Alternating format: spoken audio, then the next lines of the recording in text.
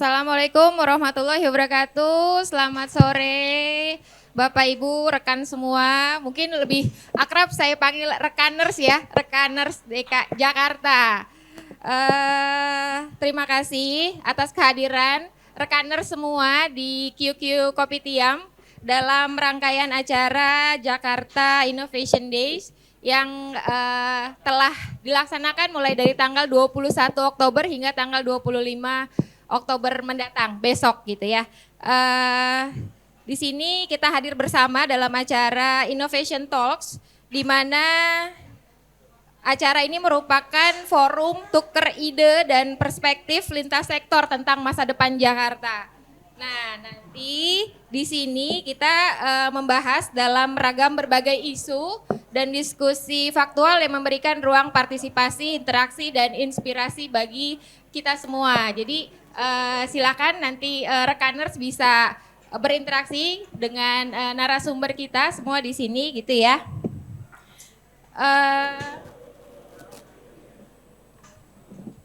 Berbicara tentang Jakarta.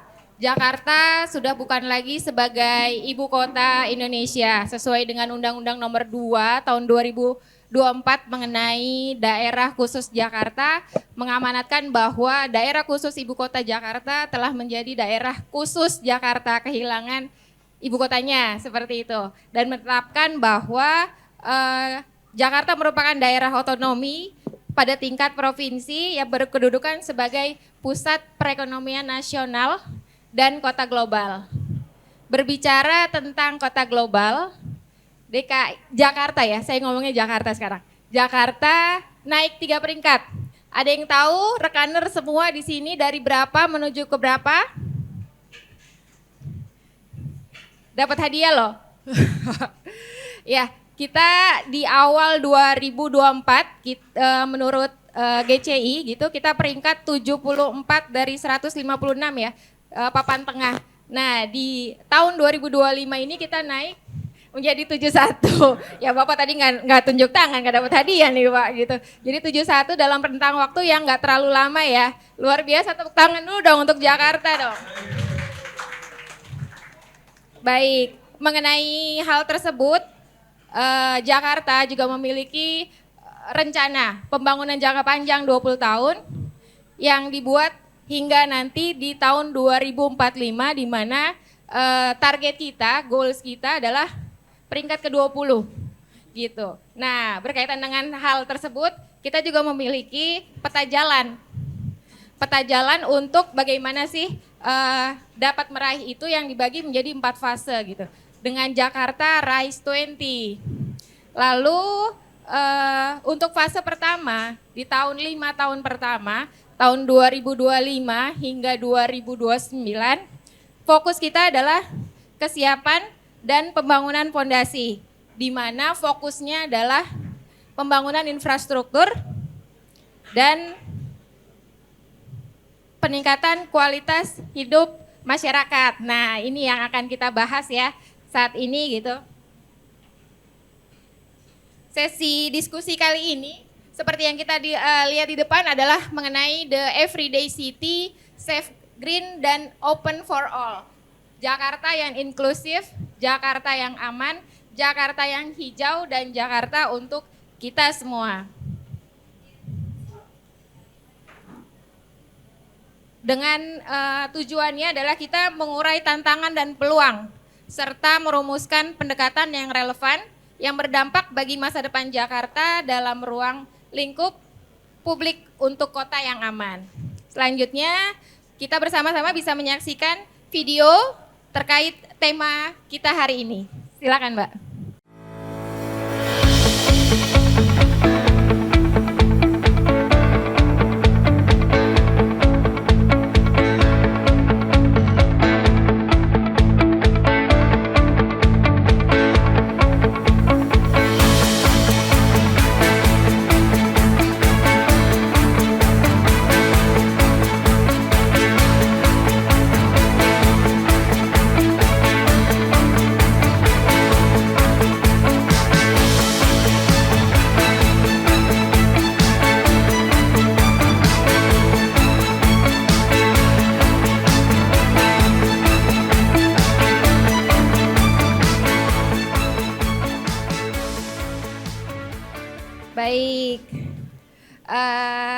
Terima kasih. Videonya singkat tapi bermakna ya, Bapak Ibu. Oke, rekaner saya lupa. Untuk itu, mari kita mendengarkan perspektif dari 4 narasumber kita. Sebelumnya, kita pantun dulu ya supaya semangat ya. Minta cakepnya. Belum. Siang-siang lihat Jakarta kinclong. Warga rame ngadem di mall. Banyak ide keren bikin mata nyorong. Selamat datang di Innovation Talks, The Everyday City, Safe, Green, dan Open for All. Untuk yang pertama, mari kita sambut dari Pak Nirwono Yoga. Bapak silakan untuk maju di depan, Pak. Baik, Pak Nirwono Yoga merupakan pakar tata kota dan lingkungan berkelanjutan. Pengalamannya luar biasa sekali, Pak. Udah lebih dari 3 dekade berlatar belakang arsitektur landscape. Boleh silakan duduk, Pak.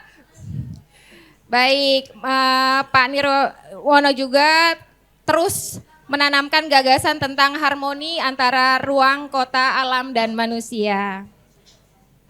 Yang kedua, Bapak Fajar Sauri.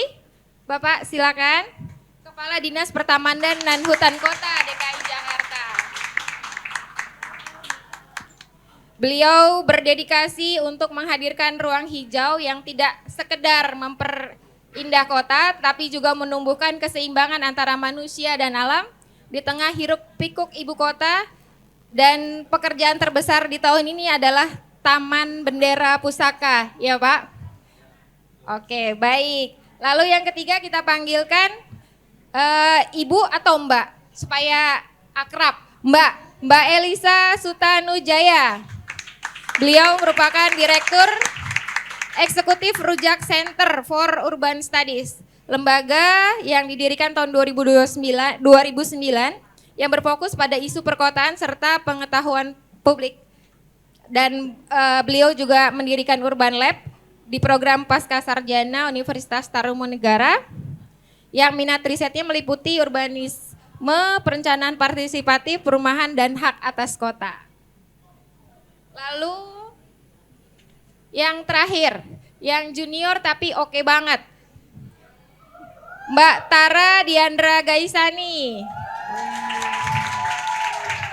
Ya, Mbak Tara merupakan perwakilan Gang Up Project juara 3 Hack for Resilient Jakarta, yang merupakan mahasiswa tingkat akhir arsitektur interior Universitas Indonesia.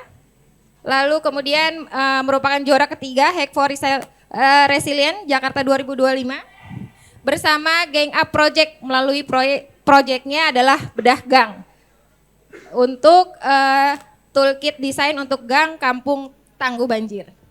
Baik.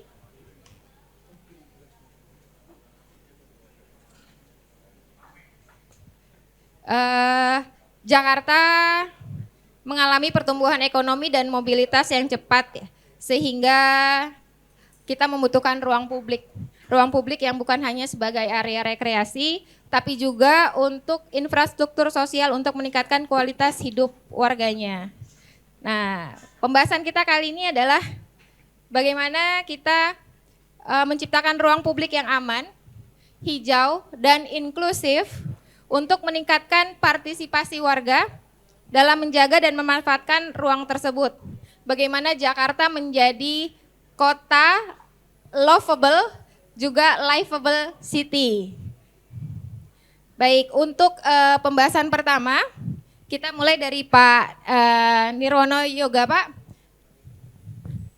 Baik, mungkin kita bisa melihat pemaparannya ya Pak, mungkin. Baik. Ya.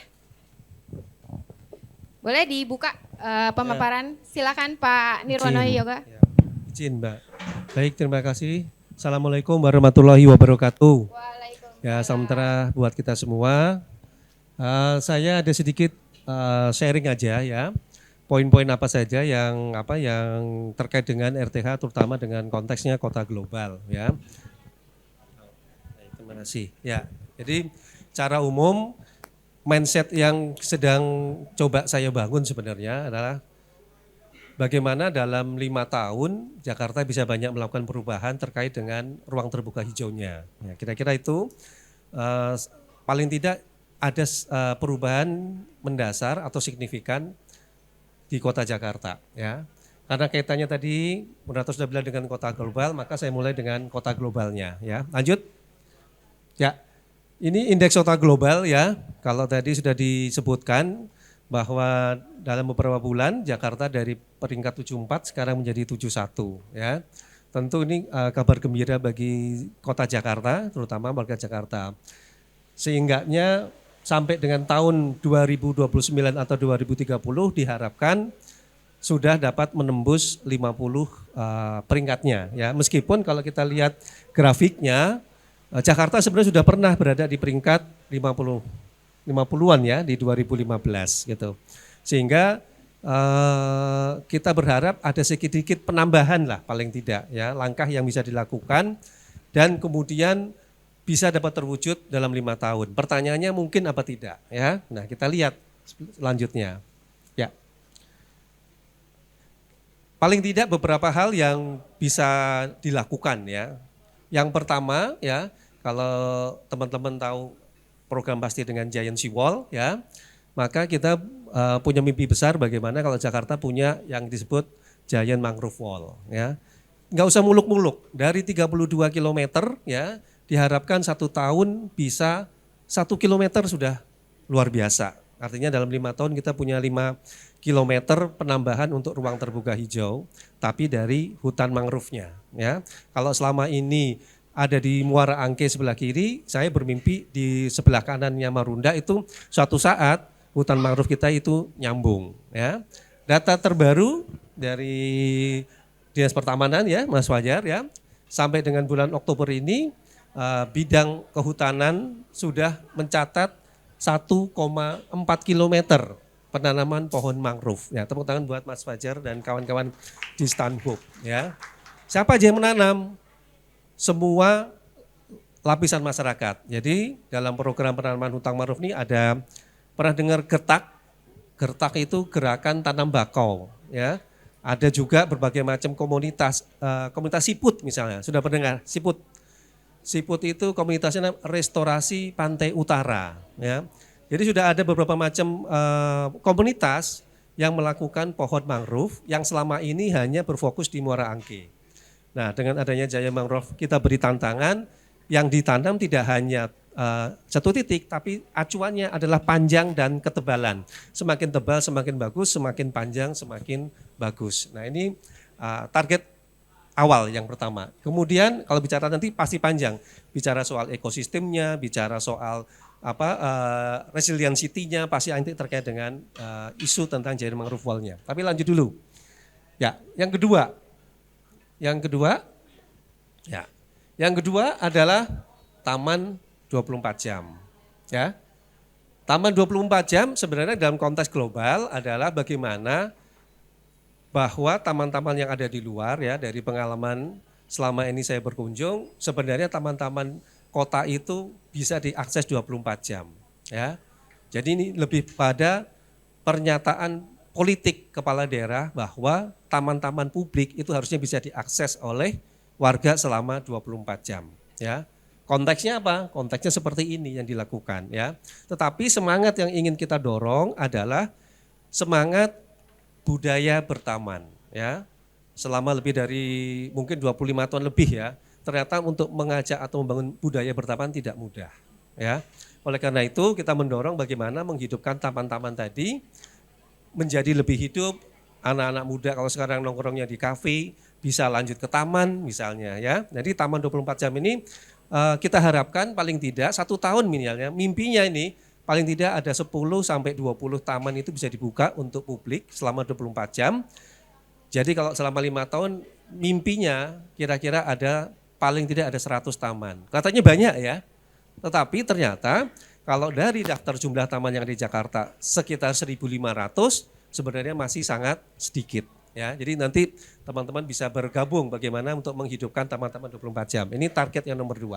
Target yang ketiga, ya, ini ya. secara umum kita ingin mendorong apa ini? Secara umum ini yang kita coba membangun budaya pertamannya dengan program Benyamin S Award. Apa itu Benyamin S Award? Benyamin S Award itu terdiri dari bersih, nyaman, indah, sejahtera. Apa kaitannya dengan RTH? Pada kategori yang ketiga yaitu kategori indah, ya, kita memberikan PR di 267 kelurahan untuk mendorong menyediakan taman 24 jam, ya. Caranya misalnya ya dari beberapa kelurahan yang sudah kita datangi, bagaimana bersama dengan warga mereka menyepakati taman di kelurahan mereka itu menjadi taman 24 jam, ya. Mungkin teman-teman pernah dengar juga bagaimana misalnya Tebet Eco Park, ya, warga tidak berkenan membuka taman menjadi 24 jam, ya, hanya sampai jam 10. Nah, kita mendorong silakan taman-taman yang ada di kelurahan Anda, ya, yang sudah banyak digunakan warga, silakan dirembukan dan kemudian putuskan apakah warga berkenan menjadi taman 24 jam apa tidak. Nah, mimpinya dari 267 kelurahan di Jakarta kita punya satu taman aja yang dibuka 24 jam, maka harapan kami dalam 5 tahun ke depan ada 267 taman, baik itu taman kota atau taman lingkungan yang bisa dibuka 24 jam, ya. Jadi benar-benar usulan dari warga, kebutuhan untuk warga, kegiatan untuk warga. Nah, selain taman 24 jam, ada dua lagi ternyata PR-nya yang tambahan. Yang PR yang kedua yaitu kita mendorong kelurahan itu menyediakan taman ataupun ruang terbuka hijau baru minimal 100 meter persegi. Kayaknya kecil ya, tapi ternyata tidak mudah juga mencari lahan 100 meter persegi, apalagi kalau kita bicara di lahan-lahan pemukiman yang padat, ya. Ini yang sedang kita dorong di 267 kelurahan. Alhamdulillah dari 27 kelurahan yang sudah kita survei, ada sekitar 10 kelurahan yang ternyata setelah kita telusuri mampu menyediakan lahan. Salah satunya nanti ada di Kelurahan Glodok nih, Mas Wajar, yang saya bisa laporkan. Di Kelurahan Glodok, di belakangnya Gedung Chandranaya, itu ada lahan satu 600 meter persegi, satunya lagi 100 meter persegi, ya, yang diusulkan oleh warga untuk dijadikan taman. Silakan nanti bisa ditindaklanjuti, ya. Jadi sebenarnya banyak lahan-lahan yang sebenarnya bisa dijadikan ruang terbuka hijau tetapi belum teridentifikasi. Nah, ini kita harapkan di 267 kelurahan paling tidak mereka punya taman. Kalau bisa lebih dari 100 seperti yang di Glodok tentu akan lebih baik. Nah, PR yang ketiga ini yaitu ini juga baru minggu lalu nih instruksi dari Pak Gubernur. Yaitu apa? Untuk menyediakan ruang terbuka hijau di seluruh kolong jalan, ya. Seluruh kolong jalan di Jakarta, ya. Bisa dipakai untuk olahraga, bisa pakai untuk raksi. Nah, ini kita berharap dari 267 kelurahan, bagi kelurahan yang punya lokasi-lokasi di kolong jalan layang tadi, kita jadikan ruang terbuka hijau, ya. Jadi secara umum itu yang bisa saya gambarkan, ya, beberapa program dalam 5 tahun ke depan yang tentu akan lebih berhasil kalau didukung oleh teman-teman semua. Kemudian yang terpenting lagi adalah kita berkolaborasi. Kira-kira itu. Terima kasih. Wassalamualaikum warahmatullahi wabarakatuh. Waalaikumsalam warahmatullahi wabarakatuh. Terima kasih Pak Nirwono. Tahan, kalau misalnya sudah ada di benak untuk bertanya, kita lanjutkan dulu kepada pemapar kita. Yang kedua adalah Pak Fajar. Silakan Pak. Bismillahirrahmanirrahim. Assalamualaikum warahmatullahi wabarakatuh. Selamat siang, salam sejahtera bagi kita semua. Hari ini saya akan memaparkan tentang sharing ruang terbuka hijau. Di mana ruang terbuka hijau ini adalah salah satu ruang untuk kita bisa berinteraksi, ya, bisa berrekreasi, bisa berolahraga. Lanjut. Ini adalah dasar hukum ruang terbuka hijau di mana kita punya target RTH 30% sampai tahun 2030. Terbagi dua, private itu 20, ya. Publik 20, private 10. Next. Lanjut, nah ini ruang terbuka hijau, definisinya area memanjang jalur atau sekelompok pengguna lebih bersifat terbuka dengan tanaman yang tumbuh, baik itu tumbuh alami maupun sengaja ditanam. Kemudian seperti tadi kita sampaikan bahwa RTH publik dan private paling sedikit 30% dengan wilayah kota, ya 20% dari luas wilayah kota. Next, ini adalah fungsi daripada RTH. Beberapa fungsi ini kita terapkan dalam pembangunan taman. Yang lebih dikencangkan adalah bagaimana fungsi sebagai mitigasi bencana. Seringkali RTH, taman yang kita bangun dimanfaatkan oleh masyarakat hadir, datang untuk melakukan kegiatan olahraga, rekreasi, tempat bermain, bahkan ada tempat untuk berinspirasi. Next. Nah, ini adalah RTH yang dikelola oleh Dinas Pertamanan dan Hutan Kota Provinsi DKI Jakarta pada tahun ini, ya. Detail untuk data taman dengan luas 442,3 hektar, kemudian ada jalur hijau 374,4 hektar, kemudian ada TPU, Taman Pemakaman Umum, ada 608,8 hektar. Kita juga punya hutan kota 319,4 hektar, kemudian ada kebun bibit 21 hektar, dan ada Taman Marga Satwa Ragunan seluas 147 hektar. Jadi sehingga total untuk RTH ada 1.912,9 hektar.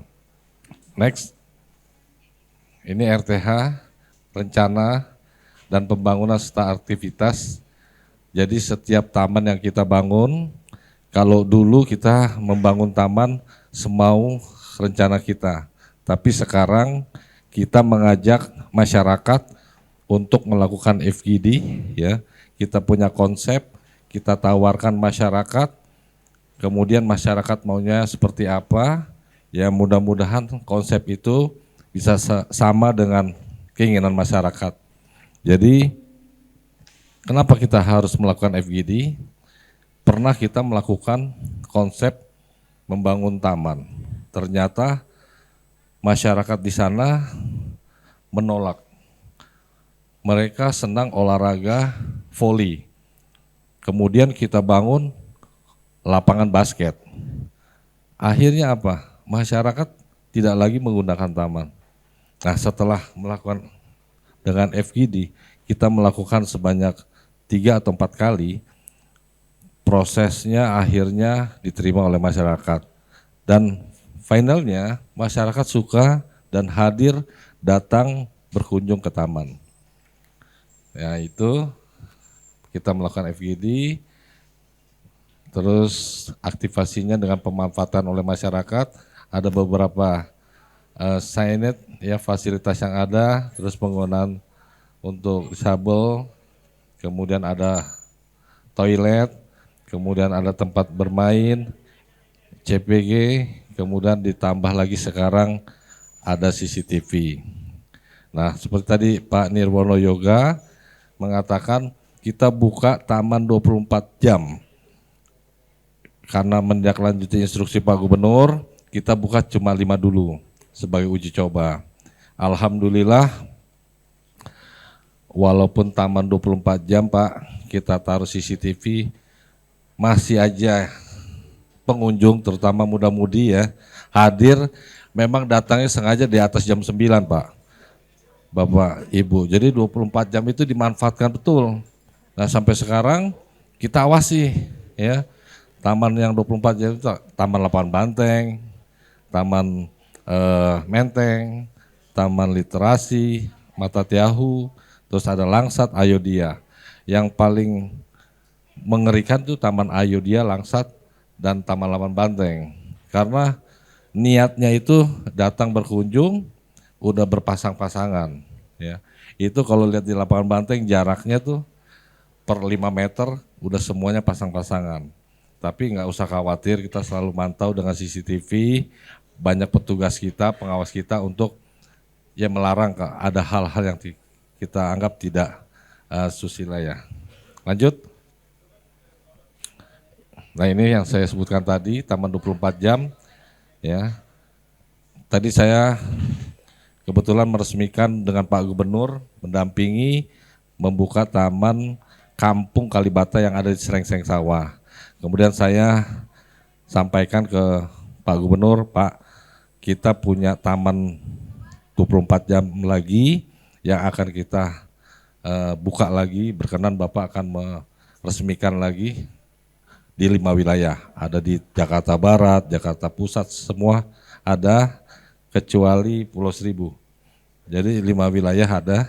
Nah, kita siap-siap untuk membuka taman 24 jam. Next. Ini strategi optimalisasinya pembangunan untuk tahun 2025 kita punya pembangunan 21 taman ya. Ini dibagi ada beberapa wilayah, Jakarta Utara, Jakarta Barat, Jakarta Selatan dan Jakarta Timur. Next. Kemudian ada penataan ruangnya. Jadi istilah pembangunan dan penataan itu berbeda. Kalau pembangunan kita bangun dari nol, kalau penataan menambah desain yang sudah ada. Penataannya ada di 5 wilayah, pusat, utara, barat, selatan, dan timur. Jadi ada 56 taman yang kita tata di tahun ini. Lanjut. Nah ini strategi bagaimana kita memilih jenis tanaman yang intinya adalah seperti tadi bisa menyerap polutan ya yang kita tanam. Ada beberapa pohon. Nah, pohon yang kita tanam ini berdasarkan hasil kompensasi. Jadi Bapak Ibu kalau melihat ada pohon yang ada permohonan yang ditebang, kita harus mengganti 10 pohon. Kemudian ada mangrove kita tanam sudah 35.000, kemudian ada tanaman hias 1.400.000 sekian. Nah, ini jenis tanaman hiasnya ya, ada yang menyerap karbon, ada patah tulang, hanjuang, pretiping yang kita lihat di jalur hijau jalan. Lanjut. Nah, ini jejaring hijau ya, salah satu strategi untuk membangun RTH. Jadi kita membangun taman itu selalu dengan konsep hijau biru ya. Kalau dulu hijau tapi sekarang ditambah biru karena apa? Fungsinya biasanya kalau ada daerah serapan kita pertahankan, kita bikin kolam air untuk menyerap supaya air itu tidak lari kemana-mana. Banyak taman-taman yang kita konsepkan hijau biru ya, jadi tetap menampung air apabila air itu ada di suatu taman. Jadi ketika hujan turun tidak langsung jatuh ke selokan, tapi kita tampung di taman. Nah taman kita menyerap air, ya alhamdulillah daerah sekitar tidak langsung menerima air dari limpasan taman. Next. Ini konsep yang ada di Ekopark ya. Mungkin sudah pernah datang ke sana, ini sempat booming ya, sehingga masyarakat hadir menikmati suasana di Taman Ekopark. Walaupun dulu taman ini tidak terlihat, bahkan banyak orang yang tidak tahu, setelah kita buat taman seperti ini, rupanya masyarakat yang hadir bukan dari dalam kota, bahkan dari luar kota. Next. Nah ini salah satu taman jejaring hijau biru, kita punya konsep tetap mempertahankan hijaunya, kemudian ada air untuk menampung di taman tersebut. Next. Nah, ini Taman Bendera Pusaka. Taman ini ada di daerah Jakarta Selatan, menggabungkan 3 taman, Ayodhya, Taman Langsat, dan Taman Loser.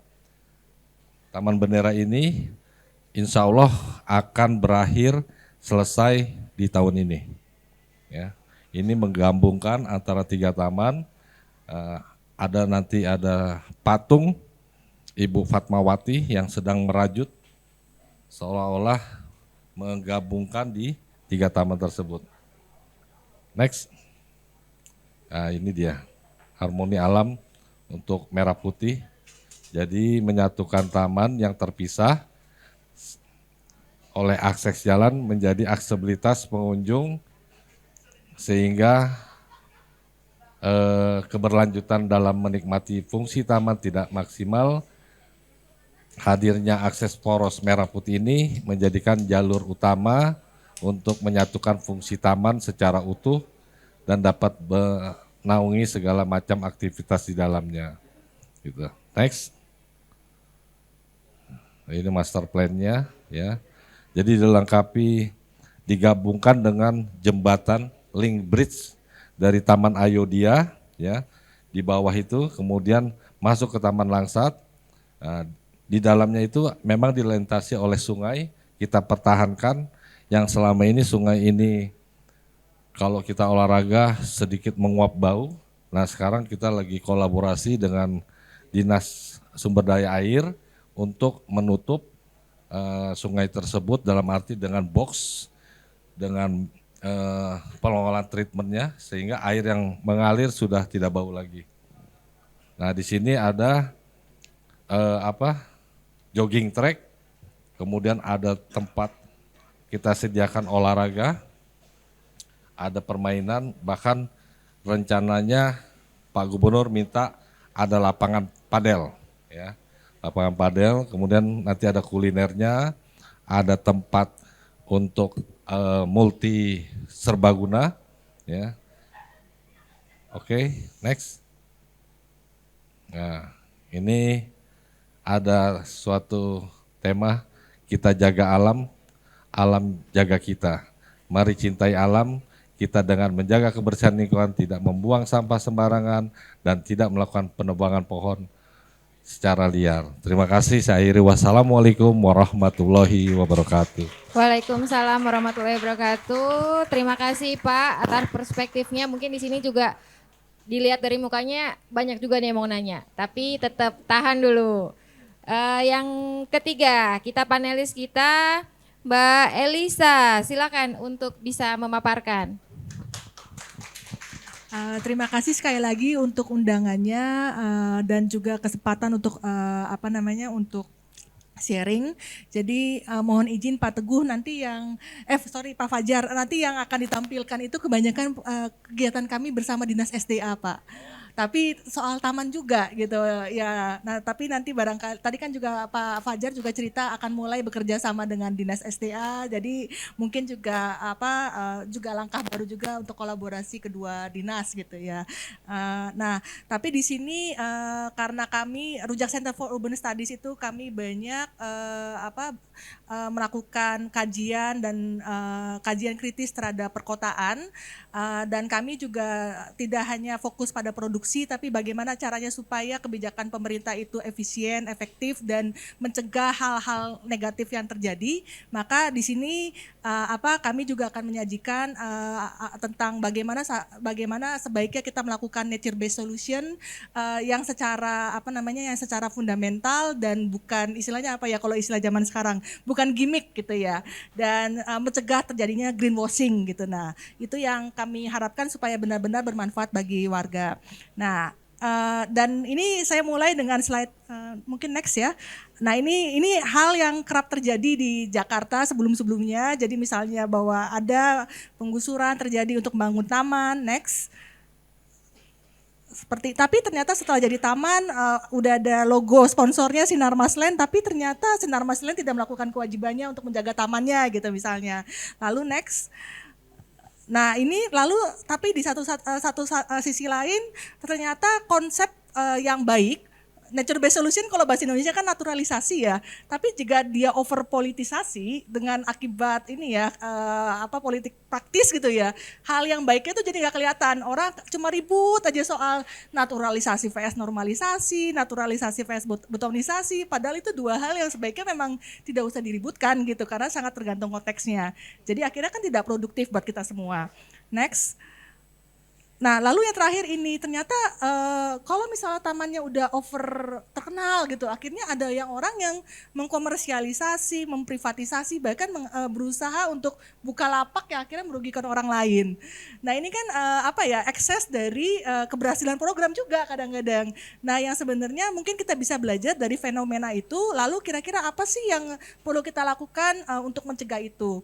Nah, biasanya yang terbesar adalah masyarakat yang ada di garda depan. Lalu gimana caranya memastikan partisipasi masyarakat itu benar-benar genuine sehingga mereka yang pertama kali berinisiatif, entah itu untuk menjaga, bahkan mereka bisa misalnya berkenan untuk menambah ruang terbuka hijau itu bahkan dari sumbangan mereka. Nah, yang nextnya lagi, nah ini juga contohnya ya, developer berusaha memberi ruang terbuka hijau, tapi setelah dipikir-pikir lagi di ruang terbuka hijau yang cantik ini ternyata bawahnya basement yang akhirnya tidak bisa meresap gitu loh. Nah, lalu gimana Pemprov DKI misalnya tetap meminta supaya mereka menambah resapan air hujan gitu. Lalu apa yang perlu dilakukan? Nextnya lagi, ini inisiatif yang sangat baik ketika pemerintah bekerja sama dengan masyarakat, dia berusaha mengaktifkan lahan tidur gitu, yang tidak terawat, yang nggak ketahuan siapa pemiliknya. Ini di Jakarta Timur dan akhirnya bermanfaat untuk warga. Nah, ini harapan di sini kan banyak sekali ya lahan-lahan tidur yang nggak jelas siapa pemiliknya, malah kayak nggak terurus, akhirnya jadi sarang DBD. Nah, ini sebenarnya salah satu inisiatif yang baik, kolaborasi antara warga dengan pemerintah lokal. Ini kalau nggak salah lurah yang mengkoordinasi dan akhirnya bisa memanfaatkan lahan ini menjadi pertanian kota dan dan juga mereka akhirnya bertanam gitu warganya. Next. Nah, ini yang kita hadapi kalau ketemu sama RTH gitu ya. Ada jargon yang indah ya, ada co-benefit, co-design, public-private partnership, harus ramah anak, sustainable, partisipasi, caranya bikinnya pakai placemaking, lalu ada nature based solution, ada hijau, urban forest, climate resilience gitu, dan segala macam lah. Nah, tetapi bagaimana caranya memastikan supaya jargon itu benar-benar terjadi dan bukan cuma slogan saja gitu. Next. Nah, kalau misalnya sejak COP di Glasgow, salah satu keputusan yang dikeluarkan itu adalah mendorong solusi yang berbasiskan alam. Dan itu terjadi di seluruh komponen, mulai dari hutan, pertanian, mangrove, sampai perkotaan. Nah, tapi solusi berbasis alam itu bukan cuma sekadar pasang pohon atau bikin taman gitu. Tapi dia harus mulai dari perencanaan, pembangunan, pengelolaan, itu menggunakan proses ekologi. Nah, di mana dia punya dual benefit, yaitu satu untuk juga menjawab tantangan sosial akibat krisis iklim, juga mengatasi juga risiko bencana, juga memastikan peningkatan kesehatan publik, ketahanan pangan dan juga untuk mengedres masalah ketidaksetaraan sosial gitu. Jadi ada berbagai macam komponen yang harus dipenuhi ketika kita misalnya bicara soal nature based solution. Ya, next. Nah, ini sebenarnya siklusnya kalau secara umum itu ada beberapa, tapi selalu dimulai dari engaging stakeholders. Siapa sih orang yang terdepan yang akan ketemu taman itu tiap hari? Ya tentu saja orang yang tinggal di sekitar taman. Kalau misalnya yang kayak tadi kita bicara mangrove Muarangke, siapa sih ya sebenarnya yang mangrove Muarangke itu ya tinggal di RW 22 gitu ya, Muarangke ya dan sebagainya. Lalu setelah itu mereka bersama-sama menilai kebutuhannya apa, baseline-nya apa, supaya kalau udah jadi bisa diukur. Ini benar nggak terjadi peningkatan, udaranya makin sejuk apa enggak, biodiversitasnya itu bertambah apa tidak dan sebagainya. Lalu perencanaan, implementasi, monef dan sebagainya. Ini kurang lebih siklus yang disarankan oleh COP Glasgow itu untuk penerapan nature based solution. Nextnya. Nah, ini banyak sih, nanti kan bisa dibagikan ya, nanti bisa dibaca aja kurang lebih prinsipnya. Jadi dia basis ekologi, dia harus kontribusi ganda kepada iklim dan sosial, dia partisipatif dan adil, dalam artian tuh partisipatifnya harus meaningful karena dia juga jangan sampai menggusur gitu misalnya, akses yang adil, dia harus juga memperhatikan kelompok rentan, terukur dan juga berkelanjutan. Next, mungkin cepat aja saya mau langsung kasih contoh aja. Next. Nah, ini agar memastikan jangan sampai ada greenwashing gitu ya. Jadi pastikan bahwa dia benar-benar inklusif, lalu juga jangan dilihat sebagai solusi teknis saja dan jangan sampai kosmetik saja. Next. Nah, ini yang perlu diperhatikan dalam MBS. Kita sebelum memulai proyek apapun ya, harus ada baseline. Apa sih yang mau diubah gitu? Misalnya kita ingin memastikan temperaturnya turun. Sekarang kan orang ini ya makin banyak extreme heat ya. Dalam tempo waktu 20 tahun jumlah hari panas Jakarta yang di atas 35 derajat itu sudah meningkat 3 kali lipat dibandingkan tahun 90 sampai tahun 2000.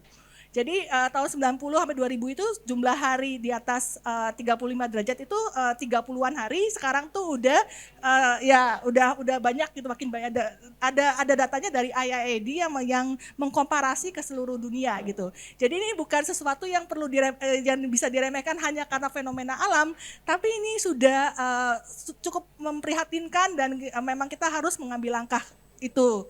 Nah, memang Jakarta agak telat ya dibandingkan dengan kota-kota Asia Selatan. Mereka udah punya namanya heat action plan gitu. Nah, di Jakarta tuh belum ada heat action plan. Gimana caranya untuk mengatasi panas dan mencegah panas gitu. Nah, ini mungkin yang next saya lagi supaya saya bisa langsung ke contohnya. Next. Nah, ini program kami bersama dengan Dinas SDA di Waduk Cimanggis yang berdekatan dengan dengan Kota Depok. Nah, ini pada saat kami melakukan kayak mappingnya, tapi nah ini karena Dinas SDA kan prioritas mereka adalah membangun waduk ya, bukan membangun ruang terbuka hijau. Nah, akibatnya yang ruang terbuka hijaunya tuh kurang optimal. Nah, lalu ternyata secara siklus air juga ternyata dia juga kurang optimal. Karena itu kami menggunakan program yang bekerja sama dengan WRI Indonesia, lalu membuat program di sini Nature Based Solution di Waduk Cimanggis bekerja sama dengan Dinas SDA. Next. Nah, ini waktu kami ketemu dengan warga lalu mapping. Next. Cepet aja, ini kurang lebih ya. Next, ini lokasinya. Nah, ini ternyata penggunanya juga ternyata kurang inklusif ya. Karena kenapa isinya laki-laki semua dan kebanyakan mancing sih ya. Ibu-ibu di sana tuh dia kurang terlibat padahal dia suka bertanam. Karena masalah akses ternyata. Mereka nggak bisa dengan mudah masuk.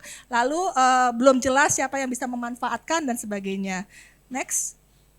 Next, mungkin biar cepet. Nah, akhirnya kami immersion, jadi kayak kita udah mendekatkan diri dengan warga.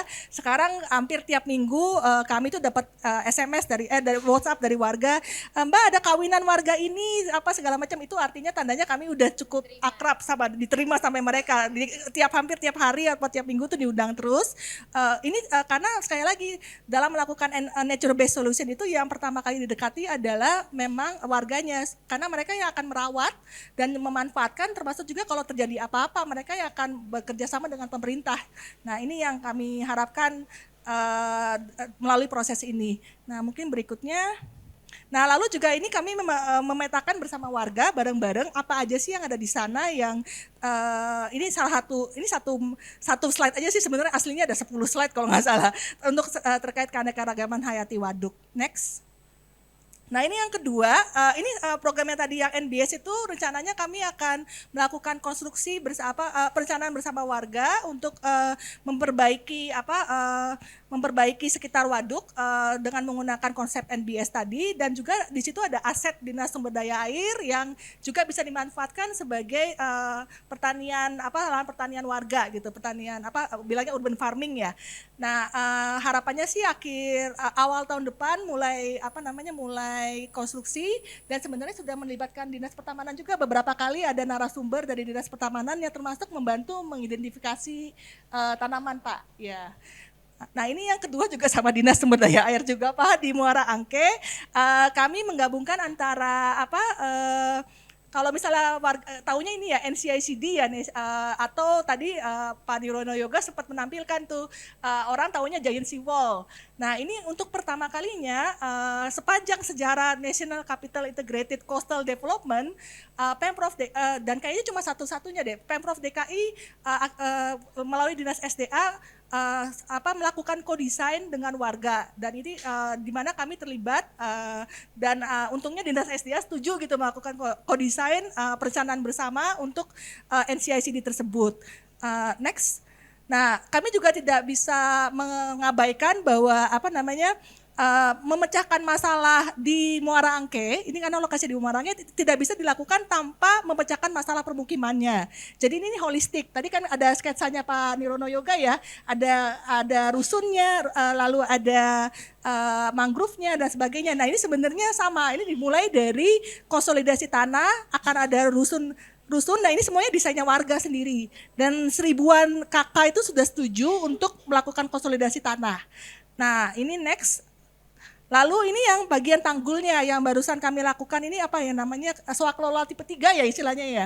Swaklola tipe 3 dengan Dinas SDA, total warga yang berpartisipasi aktif, maksudnya hadir semua pertemuan sekitar 553 dari 7 RT. Jadi mereka semuanya sangat invest waktunya, termasuk next. Jadi ini merencanakan tanggul, tapi tanggulnya bukan cuma tanggul beton jadinya. Next lagi, sampai kami memetakan juga next, ini babagan yang ada di menempel di tepi sungai. Karena mereka akan terdampak nih kalau bikin tanggul kan. Nah lalu kami memastikan agar jangan sampai mereka babagannya tuh makin susah diakses dan sebagainya. Next.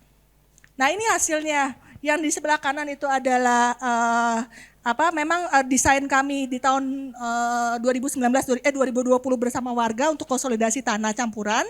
Lalu disatukan dengan yang sebelah sisi barat itu adalah sebagian adalah beton, mau nggak mau ya karena spesies sedikit. Lalu bagian depannya itu adalah gabungan dengan mangrove. Dan dengan kita bilangnya bioswale retention ya. Nah itu untuk bagian itu memang ada gap dan ini di bawah Dinas KPKP dan juga Dinas Perumahan plus Dinas SDA gitu. Jadi kami, dan satu lagi ada Unhan karena ada rumah apung yang dibangun oleh Universitas Pertahanan waktu itu di tahun 2024 gitu. Next. Nah ini juga kami udah usulkan beberapa jenis tanaman untuk bagian di sisi utara. Next. Kalau tidak salah sekarang lagi proses ini ya tender oleh Dinas SDA untuk pembangunannya. Kami berharap sih supaya tetap menggunakan desain ini gitu. Harapan menurut dari Dinas SDA mereka sudah menyesuaikan DED-nya yang akan jadi bagian dalam tender. Next. Nah ini kurang lebih beberapa gambarnya. Nanti kami rencana juga akan launching hasil laporan ini supaya bisa menjadi contoh baik bahwa penggabungan antara grey infrastructure dengan yang blue infrastructure itu sangat mungkin, dan juga dengan green, apalagi dengan green infrastructure sambil melibatkan secara bermakna dengan seluruh masyarakat yang terdampak. Nah mungkin dari itu sekian dari saya. Baik, terima kasih Mbak Elisa. Luar biasa gitu, kontribusinya terhadap pembangunan di Jakarta. Baik, nextnya nanti pertanyaannya kita kumpulkan ya. Lalu yang terakhir nih, Mbak Tara Diandra. Bagaimana inovasi jalur air sosial milik Gang Up? Boleh dijelaskan. Sebelumnya perkenalkan nama saya Tara. Terima kasih untuk kesempatannya untuk bisa bicara di sini. Oke, jadi untuk proyek bedah gang ini kita mulainya baru lahir itu setelah ada Hack for Zillion atau itu hackathon untuk Sinking City Jakarta. Jadi kita isunya boleh next. Oke, kita isunya itu mulai di next, sorry. Ada flooding in Jakarta Narrow Alleys atau kayak kondisi di gang-gang. Kita ngerasa banyak perbaikan atau upaya pembangunan itu lebih banyaknya di jalan utama atau di area-area yang enggak terakses oleh gang-gang ini. Sedangkan banyak banget kehidupan yang tinggal di antara gang-gang ini. Jadi kayak gimana ya caranya kita bisa meningkatkan kualitas hidup untuk orang-orang yang tinggal di gang, tapi mereka bisa secara mandiri melakukan si solusi ini tanpa harus relying on government atau kayak pemerintah untuk take action di area tinggal mereka. Next. Ini juga beberapa isu yang ada di Jakarta kayak banjir, yang kita pilih itu banjir. Next. Nah ini kita mulai koleksi data dan antara spatial data dan juga kita langsung survei ke beberapa kampung. Yang pertama ada di Pelamampang, terus ada Kampung Melayu dan ada di Pademangan Barat. Untuk 3 kondisi kampung ini kita pilih karena mereka ada konteks yang sangat berbeda antara satu kampung dengan kampung lainnya. Kalau Pelamampang itu setelah kita survei langsung ternyata banyak banget gang-gang yang di beri tile, jadi kayak lantainya itu full gang-gangnya, sedangkan itu menghubungkan antara 2 rumah yang berbeda. Jadi emang gang ini nggak cuma sekadar akses, tapi dia juga kayak ekstensi dari ruang hidup mereka. Terus untuk di Kampung Melayu juga memang terkenal sering banjir juga begitu, Pademangan Barat. Next. Goals atau framework kita gimana caranya kita kerja itu kita pengen connect dengan orang-orang yang tinggal di daerah-daerah tersebut, terus kita juga pengen membangun sesuatu untuk membantu mereka menjadi komunitas yang lebih resilient terhadap banjir, dan kita committing untuk kayak solusi ini tuh jadi solusi yang sustainable untuk mereka. Jadi di mana kita masuk ini si Bedagang ini kita di antara connecting dan creating. Jadi kita pengen connect antara komunitas dengan desainer, juga kita ngebantu mereka memberi pemahaman kayak solusi apa ya yang bisa mereka buat untuk ruang tinggal mereka. Next. Usernya ini ada beberapa, si solusi desain ini bisa diajukan ke NGO atau misalnya CSR, bisa juga diajukan ke ketua RT dan RW sebagai upaya perbaikan untuk area-area kampung mereka. Next. Next. Oke, jadi di project workflow-nya ini kita bikin desain matrix yang berdasarkan dari dimensi gang, terus kondisi gangnya juga kayak apakah mereka rentan banjir atau enggak juga, dan ada vulnerability map. Next. Jadi karena kita tadi melakukan survei ini, kita juga udah ada sempat mapping tentang berbagai hal. Ada yang vulnerability map itu tadi berdasarkan kayak gender, terus umur juga untuk orang yang tinggal di sana, terus juga ada informal residence dan formal residence-nya, terus juga ada soal flood, rainfall, dan population density di tiap-tiap kampung. Next. Ini beberapa analisis terkait kampung yang udah kita survei secara langsung untuk mendapatkan data. Next. Nah, jadi dari beberapa survei kita akhirnya membuat desain matrix tadi yang sebelumnya, dan kita turunin ini jadi 3 solusi. Ini karena masih pilot project, kita baru bisa nge-offer beberapa solusi aja, tapi solusinya itu terbagi jadi mitigasi, preventif, dan produktif. Jadi ini si solusi-solusi ini bisa mereka akses melalui website yang kita bikin. Jadi mereka bisa lihat RAB-nya, kira-kira untuk gang mereka tuh butuh seberapa besar dan berapa banyak, terus apa aja yang harus dibeli, terus bagaimana cara pembuatannya, karena kita juga memberikan gambar kerja di website tersebut. Next.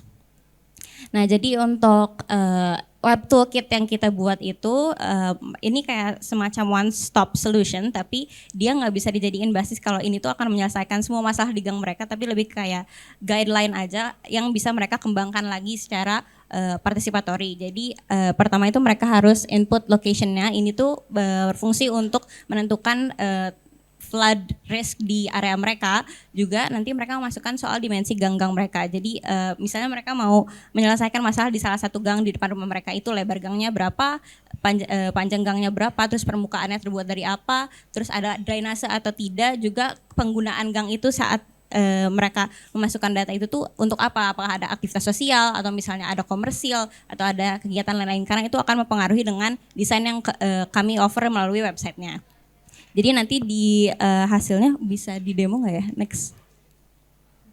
Bisa di play nggak? Oh, ayo udah di back aja.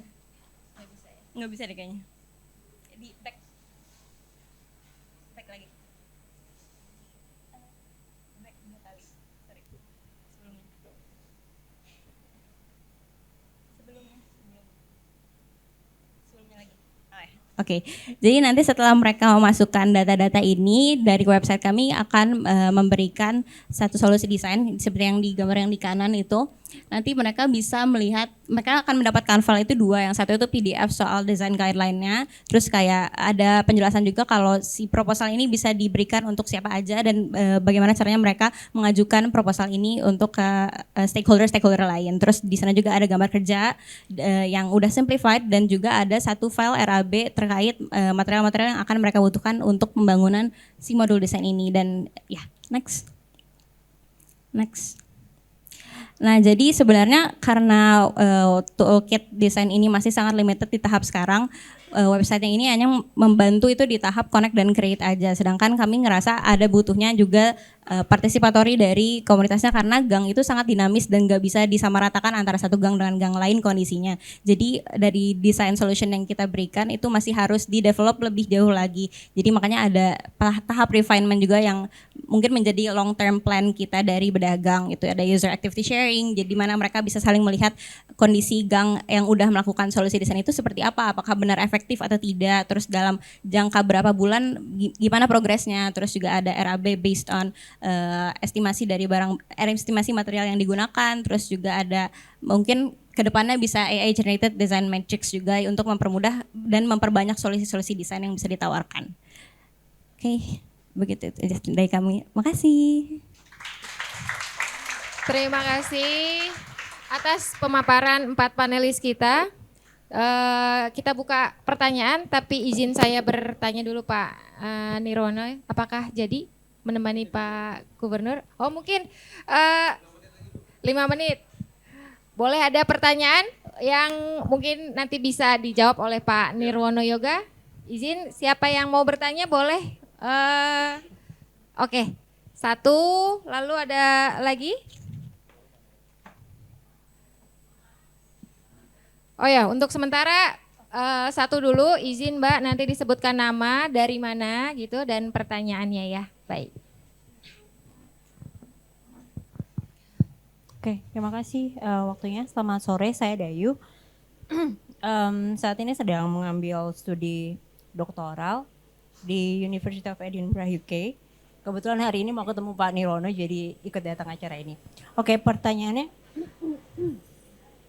yang saya ingin tanyakan tadi programnya dari Jakarta yang tadi disampaikan Pak Nirwono dan juga Pak Fajar menarik sekali. Mungkin yang fundamental yang saya tanyakan karena tadi juga bahwa Jakarta itu open for all ya.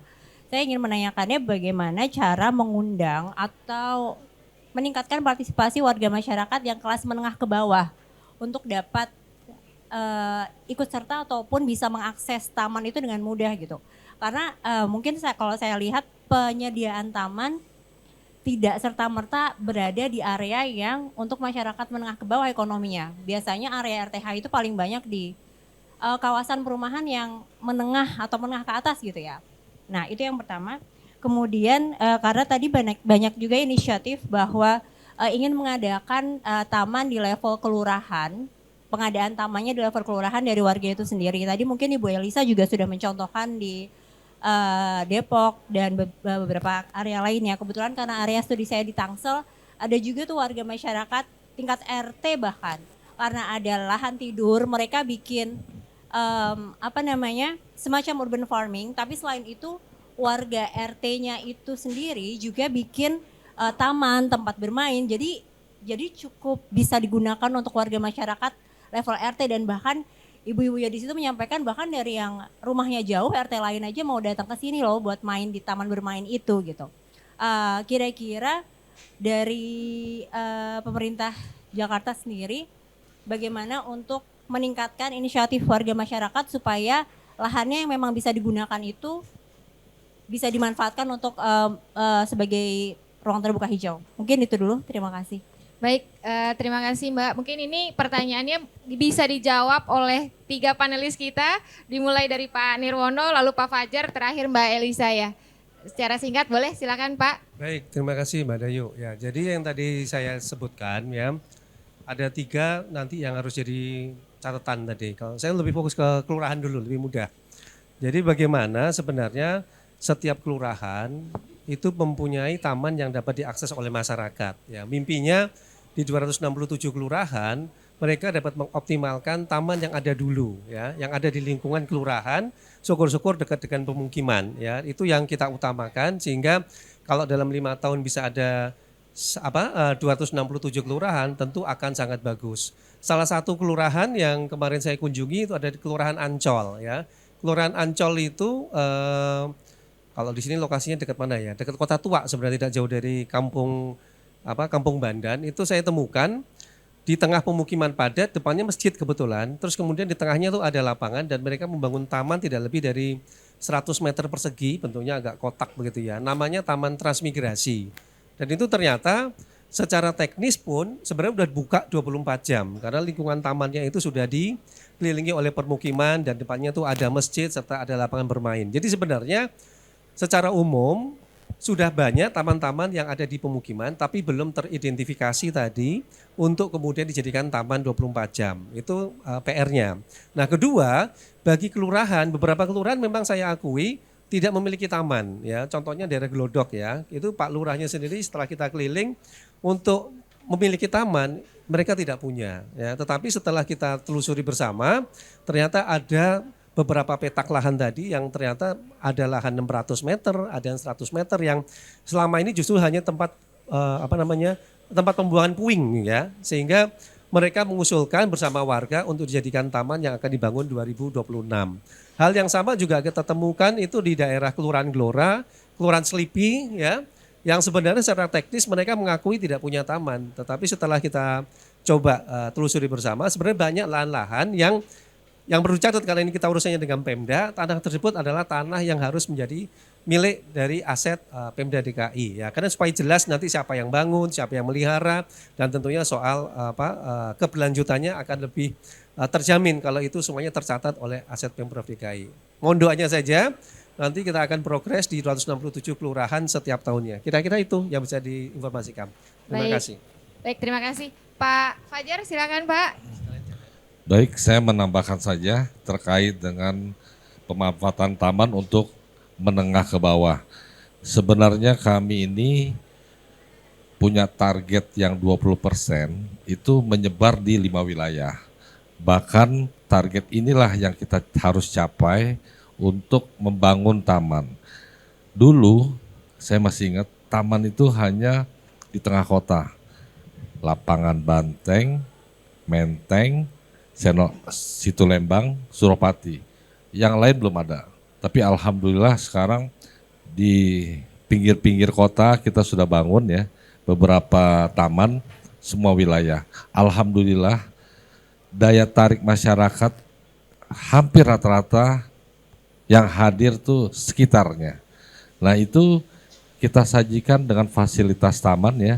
Dengan tadi saya sampaikan ada jogging track, ada tempat olahraganya, kemudian ada fasilitas tempat berkumpul. Nah, yang lebih menarik adalah perubahannya kita punya tempat bermain CPG-nya itu.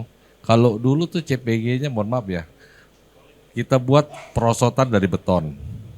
Kemudian ada las-lasan ayunan yang biasa dijual di pinggir jalan. Tapi dengan kondisi saat ini berkembang, kita menaruh tempat bermain CPG-nya itu seperti yang ada di dalam mall. Ya, di dalam mall kita taruh di taman yang sifatnya outdoor. Sehingga alhamdulillah di sana ada tempat bermain untuk anak-anak, ada fasilitas olahraga untuk nge-gym untuk olahraganya. Jadi dengan fasilitas itulah masyarakat bisa menikmati. Dan saya selalu sering hadir di taman-taman, itu rata-rata masyarakat sekitar yang bisa menikmatinya. Terima kasih. Baik, terima kasih Pak. Oke. Selanjutnya tadi Mbak Elisa ya belum menjawab. Silakan Mbak Elisa. Sebenarnya ini sayangnya udah pada ini ya, Iya. pemerintahnya udah nggak ada, tapi ada Bapeda ya. Kan yang paling penting itu sebenarnya pertanyaan terkait insentif kan ya. Iya. Insentif apa bagi masyarakat agar dia mau terlibat gitu ya. Kalau saya perhatikan interaksi saya dengan warga, mereka tuh dengan mendapatkan acknowledgement atau pengakuan dari pemerintah, ini terutama masyarakat yang berpenghasilan rendah ya, yang urban poor ya, yang miskin. Mereka tuh seneng banget. Jadi yang warga Cimanggis itu kan mungkin desil 3 sampai 5 lah kalau secara kelas ekonomi. Mereka begitu bakal kerjasama dengan pemerintah ya, mereka tuh seneng gitu loh. Asal memang jelas gitu bahwa itu dinyatakan dan pemerintahnya hadir. Jadi itu buat mereka pun udah insentif mood booster banget. Bahkan ibu PKK-nya udah antisipatif gitu ya. Jadi begitu bahkan pemerintah baru kasih sinyal, ya kami bersedia kerjasama dengan warga, itu pun sudah jadi insentif buat mereka. Jadi nggak usah kita ngomongin uang atau apa, acknowledgement aja dulu bagi orang Jakarta yang di kampung kota dan segala itu buat udah ini ya, mereka seneng ngebantu pemerintah lah istilahnya gitu dan terlibat gitu. Itu satu ya. Lalu yang kedua, itu kalau misalnya ada kejelasan pengelolaan bersama gitu. Selama ini kan aset-aset DKI, apalagi yang belum diserah terimakan ke DKI, itu banyak yang misalnya masih di bawah swasta, akhirnya ada satpamnya, ada apanya. Nah, buat mereka tuh udah turn off gitu loh, nggak Iya. mau terlibat gitu jadinya gitu. Itu sih mungkin 2 tipsnya lah gitu. Oh iya, izin juga mungkin tadi ditanyakan mungkin ya Mbak Elisa ya. Tapi izin mungkin di sini ada Pak Ali bisa mewakili dari Dinas Pertamanan dan Hutan Kota. Izin di depan. Boleh?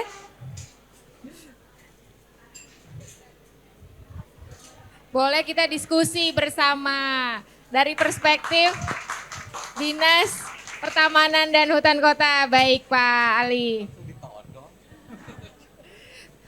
Ya izin, ini ada pertanyaan mengenai bagaimana masyarakat bisa untuk mengusulkan seperti itu lahan. Makanya tadi disebutkan oleh Mbak Elisa bahwa ada intensifnya ketika kita berhubungan langsung dengan pemerintah gitu ya, kita memberikan itu sebagai satu privilege gitu ya Mbak, seperti itu. Mungkin juga di sini kan kita juga ada musrenbang seperti itu, dan izin Pak Ali, mungkin Pak Ali baru datang gitu ya. Iya, jadi tadi disebutkan ada slide gitu ya dari Mbak Elisa gitu bahwa ada di kawasan yang kita bisa mengusulkan seperti itu ya, lahan-lahan tidur yang untuk supaya intinya berdaya guna. Bagaimana caranya atau apa kriteria lahannya seperti apa, seperti itu. Tadi juga disebutkan oleh Pak Fajar bahwa ada FGD untuk menentukan tema taman supaya bisa berfungsi. Nah itu seperti apa mekanismenya supaya kita masyarakat tuh bisa mendapatkan hasil yang maksimal. Baik, terima kasih Mbak Tami atas penunjukan langsungnya yang tiba-tiba. Karena kebetulan saya dan Mbak Tami sudah cukup lama kenal, kita sama-sama dari Jakarta Utara. Nggak boleh. Jadi gini, kalau untuk usulan istilahnya kita tuh pembebasan lahan, ya terutama di daerah yang memang mungkin agak sulit ya. Karena kan memang kalau terutama Jakarta Pusat yang memang agak sulit kita mencari lahan-lahan untuk membangun sebuah taman.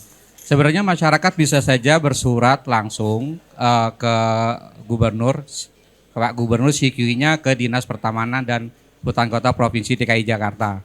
Tentunya administrasi yang mesti dilengkapi adalah bahwa tanah-tanah tersebut bersertifikat dan tidak dalam sengketa. Artinya tanah itu clean and clear. Sehingga nantinya ketika kita adakan pembebasan lahan atau tanah, itu tidak menjadi masalah di kemudian hari. Seperti itu untuk tanah yang mungkin masyarakat ingin ingin membebaskan tanahnya dan dijadikan untuk ruang terbuka hijau. Dan itu memang sangat kita butuhkan sekali untuk mencapai yang 20% tadi yang dikatakan Pak Kepala Dinas gitu ya. Untuk jenis penggunaannya apa, silakan apa saja boleh.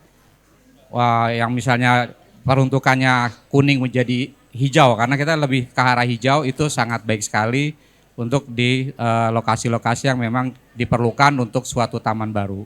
Kemudian yang kedua, tadi pertanyaan mengenai fokus group discussion yang biasa kita lakukan, terutama dalam membangun suatu taman lingkungan yang baru gitu ya. Jadi memang sejak tahun 2018 kita itu sudah mulai melibatkan komunitas ataupun masyarakat ataupun tokoh masyarakat setempat untuk membangun suatu taman baru.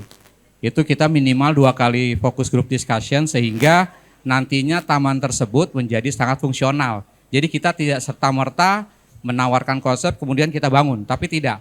Kita buat dulu konsepnya, kemudian kita tawarkan dan mereka akan memberikan masukan. Kira-kira apa yang mereka butuhkan di dalam suatu taman tersebut.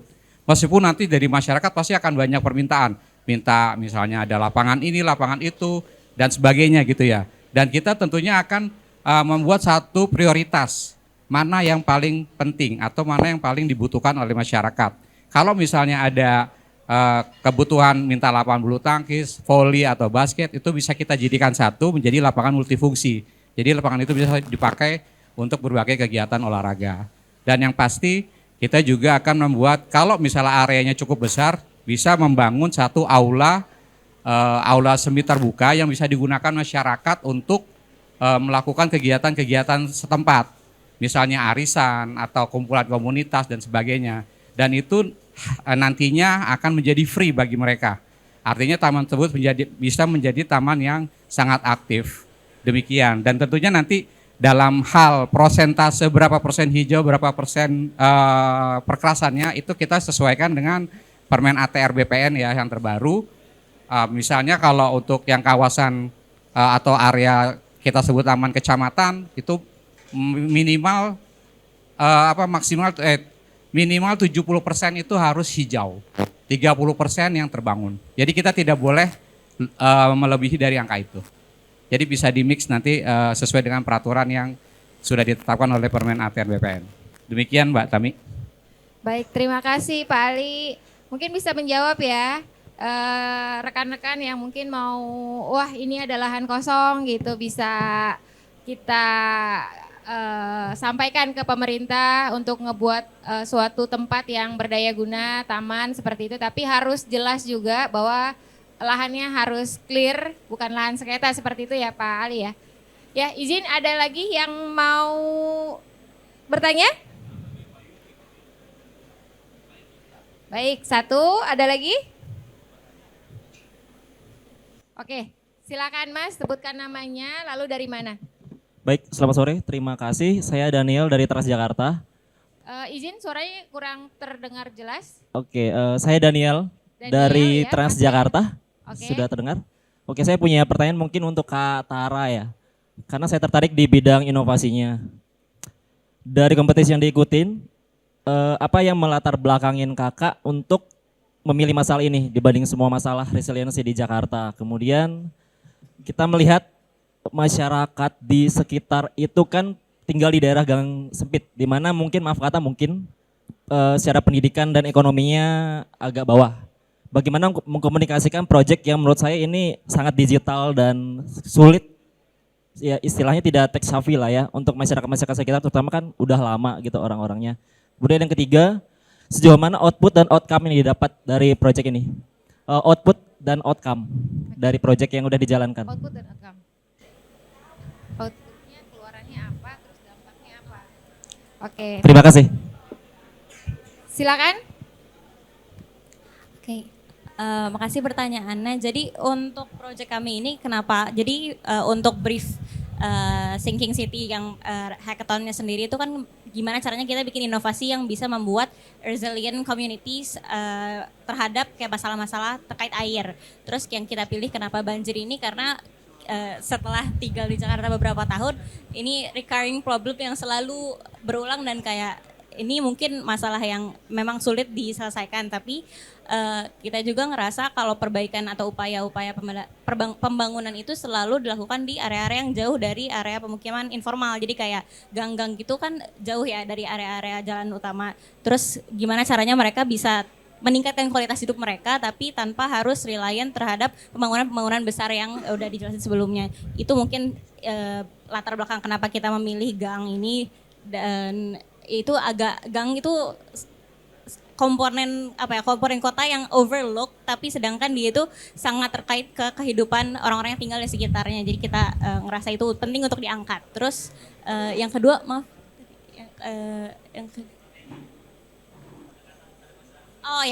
jadi sebenarnya tool kita yang kita tawarkan ini memang sangat membutuhkan kayak pemahaman terkait teknologi kan. Jadi makanya tadi di long term plan-nya itu mungkin boleh dilihatin, kita sadar kalau kita nggak bisa ujuk-ujuk memberikan ini ada website bisa menyelesaikan masalah di kampung kalian. Tapi nggak kayak gitu. Jadi di awal itu memang tahapannya harusnya kita survei langsung ke komunitasnya, terus kita juga ingin ya untuk kayak scalability plan-nya itu kita pengen semua solusi desain itu partisipatory basisnya. Jadi kayak kita nggak bisa sekali datang dan menyelesaikan masalah mereka begitu aja, tapi si website ini tuh berfungsi sebagai device atau kayak tool aja untuk menjembatani antara komunitasnya dengan desainernya. Jadi mungkin di tahap sekarang karena masih pilot project yang bisa kita tawarkan masih limited optionnya, tapi in the long run mungkin bisa ditambahkan dengan kayak kita semakin banyak banyak survei, kita semakin banyak sampling ke berbagai kampung juga kan kita nanti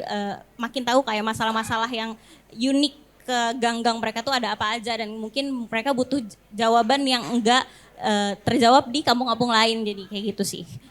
Sama yang terakhir itu outputnya, kalau misalnya yang kita tawarkan sekarang itu dia emang design solution, jadi design based. Jadi ada perbaikan di gang atau misalnya ada kayak vertical garden atau juga ada rainwater harvesting, boleh di sebelumnya kayaknya.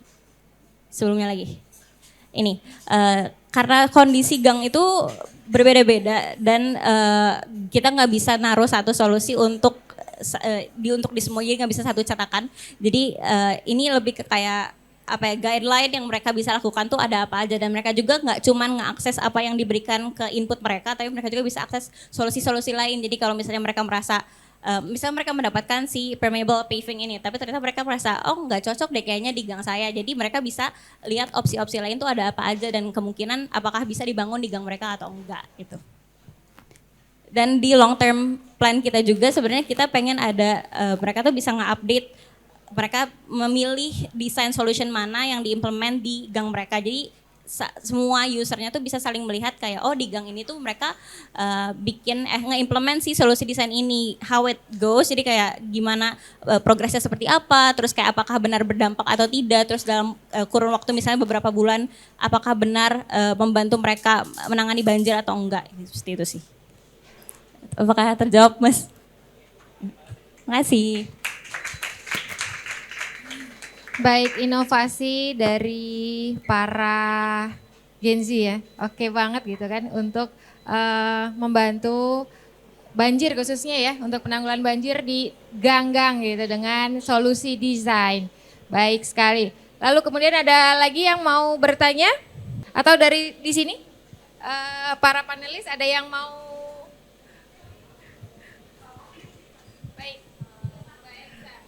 Karena ada dari Dinas Pertamanan, sebenarnya bukan pertanyaan sih, tapi ingin mempromosikan ini ya, apa namanya, layanan Dinas Pertamanan. Kalau tidak salah bisa warga DKI bisa meminta bibit ya Pak. Ada mungkin juga kalau bibitnya itu tidak menghasilkan pangan, mintanya ke Dinas Pertamanan. Kalau bibitnya menghasilkan buah mangga dan lain-lain, mintanya ke Dinas KPKP. Nah ini saya rasa perlu diberi informasikan terus-menerus kepada warga DKI, karena kadang-kadang aduh mau mulai nanam mahal ya, mesti beli di tukang taman atau apa. Tapi sebenarnya DKI punya layanan itu dan ada dan kalau nggak salah cukup ada di mana-mana ya, nggak cuma di Ragunan kan ya Pak ya. Ya mungkin itu bisa diinformasikan juga supaya makin banyak warga DKI yang semangat nanam ya. Mohon izin, mungkin kalau saya tidak salah ya Bu ya, Bu Eli kita ada dari kepala unit tanaman perkotaan, perbanyakan tanaman perkotaan, dan ada nggak ya Ibu Eli ya?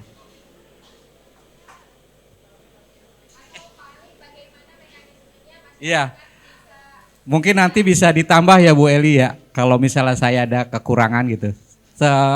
Untuk permohonan bibit, memang ada, kita ada banyak kebun bibit. Masyarakat bisa bersurat langsung ke Dinas Pertamanan, UP-nya nanti ke Unit Pengembangan Tanaman Perkotaan.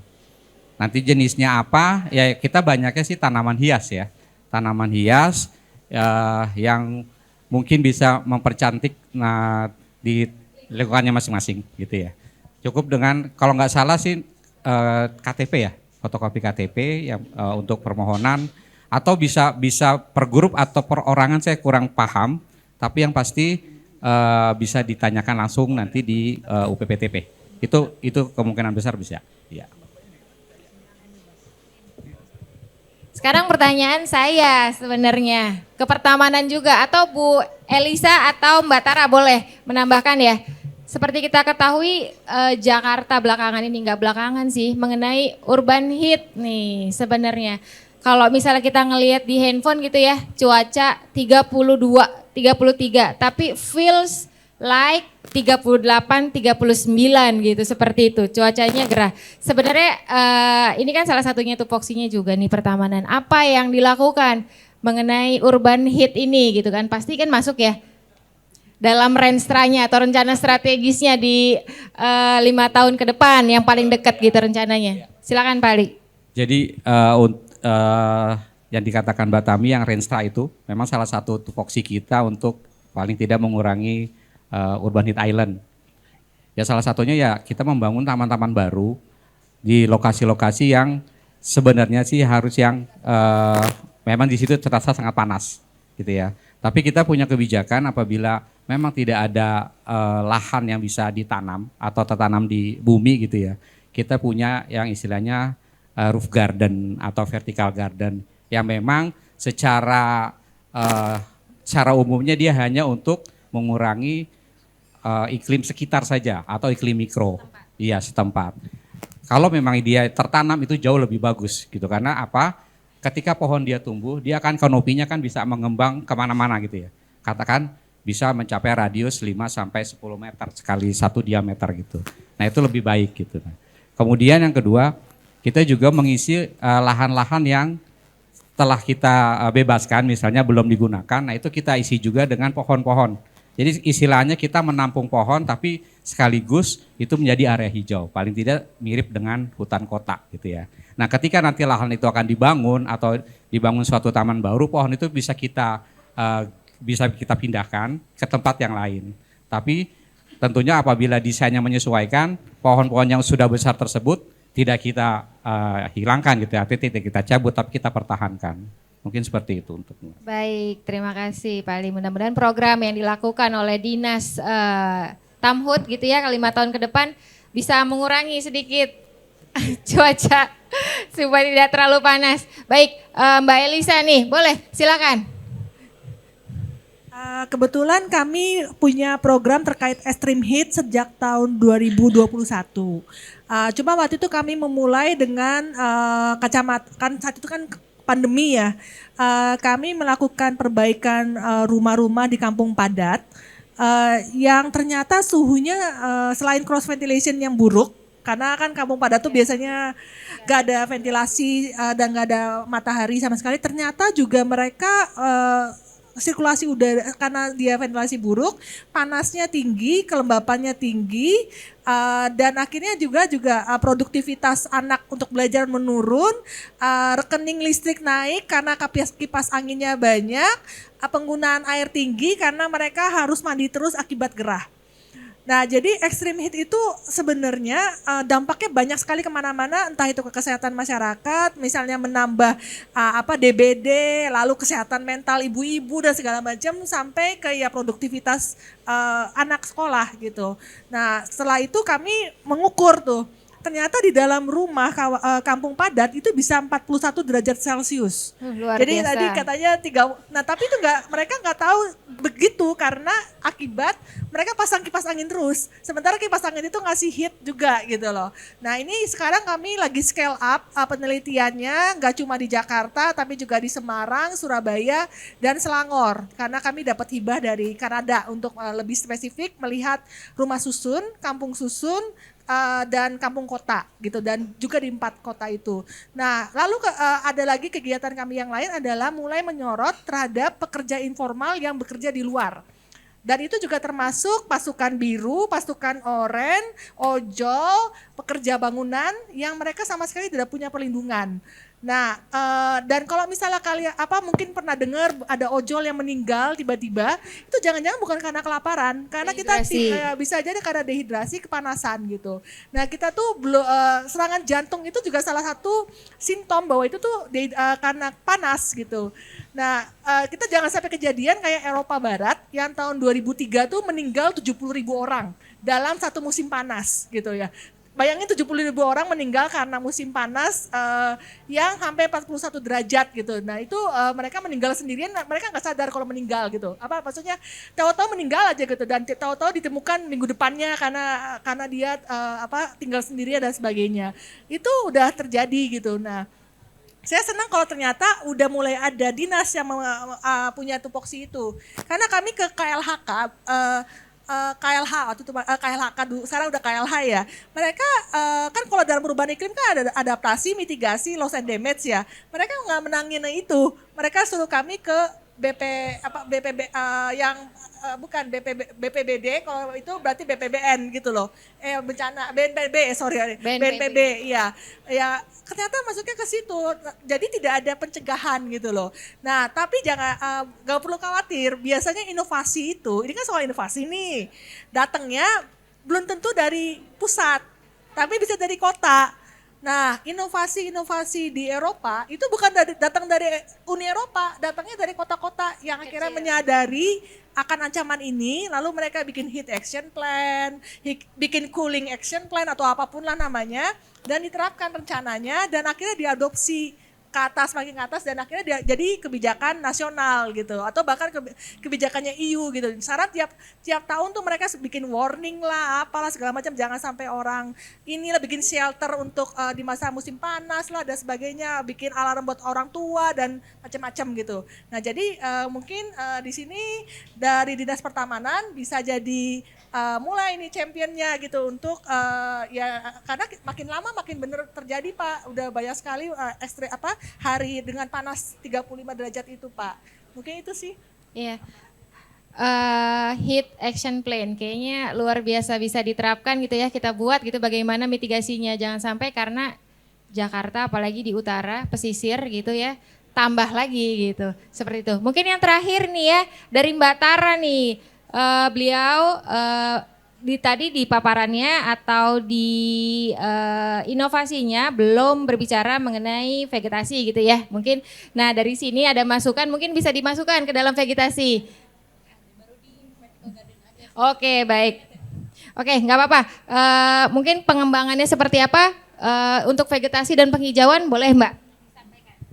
Oke, jadi untuk sementara ini karena kami benar-benar masih di awal ketika hackathon ini kan cuma 3 hari ya, kita bisa come up dengan solusi yang sangat limited, tapi kami udah propose ada opsi vertical garden juga untuk salah satu cara menanggulangi banjir, tapi bukan gimana, kayak kita menambah resapan aja, tapi untuk kedepannya mungkin bisa dieksplor lebih lanjut kayak potensi-potensi di gang tuh bisa dibangun apa aja untuk terkait vegetasinya, mungkin masih harus dieksplor lebih lanjut dan kayak kita masih harus butuh survei ke berbagai kampung lagi.